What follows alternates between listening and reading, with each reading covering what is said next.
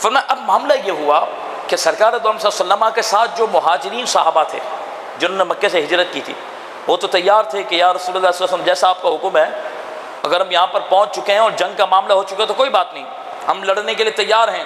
لیکن بات یہ ہوئی کہ جو انصار صحابہ تھے، یا آپ کے علم میں اضافے کے لیے بات ہے توجہ، جو انصار صحابہ تھے جو مدینہ شریف میں موجود تھے، ان سے سرکار دو عالم صلی اللہ علیہ وسلم نے جو بیعت لی تھی، تو اس وقت اس بات پر کمٹمنٹ ہوا تھا کہ جب تک کفار مدینے پر حملہ نہیں کریں گے تو ہم ان کے خلاف تلوار نہیں اٹھائیں گے۔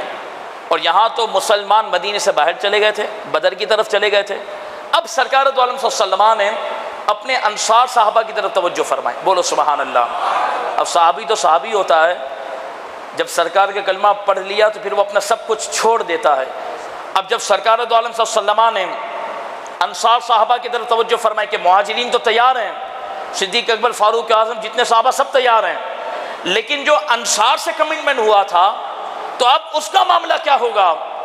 سرکار دو عالم جیسے ہی انصار صحابہ کو دیکھا تو قبیلہ خزرج کے سردار حضرت سعد بن عبادہ کھڑے ہوئے، بولو سبحان اللہ، اور سرکار دو عالم کا چہرہ انور دیکھ کر عرض کرنے لگے، یا رسول اللہ صلی اللہ علیہ وسلم، آپ ہماری طرف کیا اشارہ فرماتے ہیں؟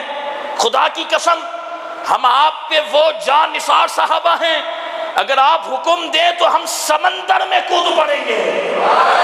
یا رسول اللہ اب اس کی فکر نہ کریں کہ آپ نے ہم سے کمٹمنٹ کیا تھا کہ اگر مدینے پہ کسی نے حملہ کیا تو تمہیں جواب دینا ہے، اور اب تو مدینے کے باہر کا معاملہ ہے تو ہم چلے جائیں گے۔ کہا نہیں یا رسول اللہ، آپ حکم کریں ہم سمندر میں چھلانگ لگا دیں گے، ہم نہیں دیکھیں گے کہ پانی ہے کہ زمین ہے، دیکھیں گے مصطفیٰ کا اشارہ کیا ہے۔ یہاں سے پتا چلا صحابہ رخصت نہیں، صحابہ عزیمت پر گامزن ہوتے تھے۔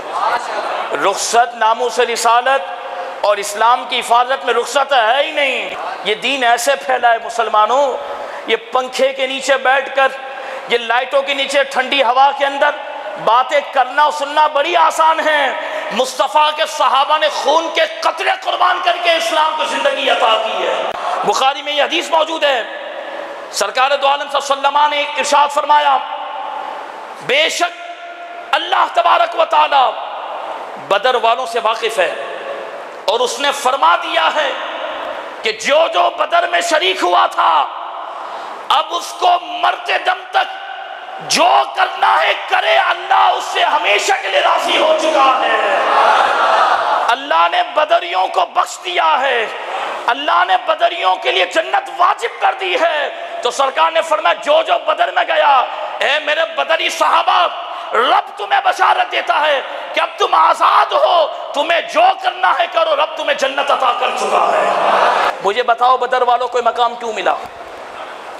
کیونکہ انہوں نے نازک وقت میں مصطفیٰ کو تنہا نہیں چھوڑا، انہوں نے نازک وقت میں مصطفیٰ کو تنہا، تو نازک وقت میں اور جب ضرورت ہو اس وقت اگر کوئی اعلیٰ کلمت الحق کرتا ہے، حق بات کے لیے نکل پڑتا ہے، تو ہمیشہ کے لیے رب العالمین پھر اسے بلندی کا تاج عطا کرتا ہے۔ آپ حق بولو یا نہ بولو، آپ کرو یا نہ کرو، جو رات قبر میں ہے وہ قبر میں ہے، تو ہم کیوں پھر خاموشی سے زندگی بس؟ ہم کس سے ڈرتے ہیں؟ مجھے یہ بتاؤ، ہم کیوں ڈرتے ہیں؟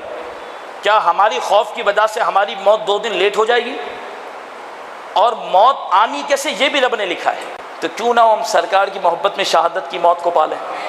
اور دیکھو ہم بات کرتے ہیں یا اللہ مدد فرما، غیب سے مدد فرما، فرشتوں کی مدد آئے گی، غیبی مدد ہوگی، لیکن پہلے بدر تو برپا کرو۔ صحابہ بدر میں گئے تھے پھر فرشتے آئے تھے، وہ مدینے میں فرشتوں کی آمد کی دعا نہیں کر رہے تھے۔ سرکار دو عالم نے بھی جنگی لباس زیب تن کیا تھا، صحابہ نے بھی جنگی لباس زیب تن کیا، اور بدر میں گئے، مقابلہ کیا، زخمی ہوئے، چند شہید ہوئے، اور پھر غیبی مدد بھی ہے اور رب نے مسلمانوں کو بلندی دی۔ تو آج رات کا پیغام یہ ہے، دیکھو موت آنی ہے، یہ ہمارا عقیدہ ہے مسلمانوں کا، اور وقت پر آنی ہے، اور جو رات ہے اسی رات کو آنی ہے، اور جس سال میں ہے اسی سال آنی ہے۔ تو پھر ہم کیوں ڈرتے ہیں؟ ہم دہشت گرد نہیں، الحمدللہ، ہم تخریب کار نہیں، ہم بم دھماکوں کی دعوت نہیں دیتے، ہم الحمدللہ ان سب باتوں کی مذمت کرتے ہیں، لیکن میں آپ کو کہہ رہا ہوں کہ سرکار کی محبت میں تھوڑا بہادر تو بنو۔ تو مسلمانوں آج بدر کی رات ہے، پیغام یہ ہے کہ جرت و بہادری سے زندگی بسر کرو، بولے انشاءاللہ۔ دیکھو نبی کی عزت و ناموس کے لیے جب صحابہ نکلے تو رب نے ان کے لیے جنت کو واجب کر دیا۔ ہم بھی جب نبی کی عزت کے لیے میدان میں آئیں گے تو رب ہمیں بھی بلندی عطا کرے گا۔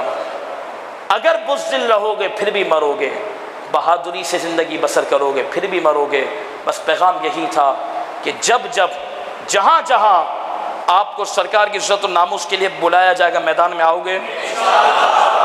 دور بڑا نازک ہے، اس وقت بڑا سخت مقابلہ ہے، نظام مصطفیٰ نافذ کرنے کے لیے بڑی جد و جہد کرنی ہے۔ تو انشاءاللہ آج رات کی برکت سے ہم دعا بھی کرتے کہ رب ہمیں استقامت دے۔